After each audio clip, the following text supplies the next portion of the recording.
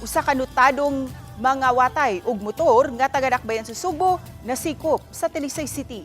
Napriso na ug napasakaan na og kasong carnapping kining 35 anyos nga lalaki nga si alias Miguel, taga Barangay Mambaling, Cebu City. Human kini naaktuhan nga nangawat og motorsiklo nga iya sa usa ka alias Chris, taga Barangay San Roque, Talisay City.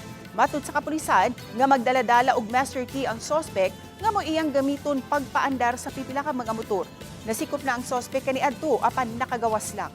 Atol sa iyang pagpangawat sa motor sa Barangay San Roque, nabantayan siya sa iya untang biktimahon.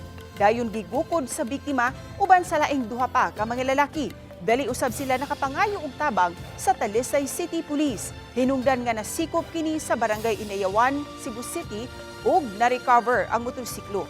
Nasuta nga nalang bigit usab sa illegal nga drogas ang maong suspect.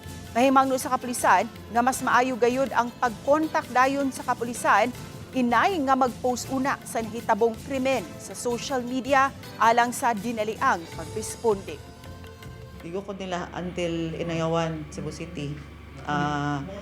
Then they called us up and within 5 minutes nakaresponde dayon ta. So muna nga murag importante jud kayo nga we have the emergency contact numbers of our PNP. So before anything else, before posting anything in the social media, first I would like to invite everybody to first call your police officers or the police station nearest you para makahatag dayon og tabang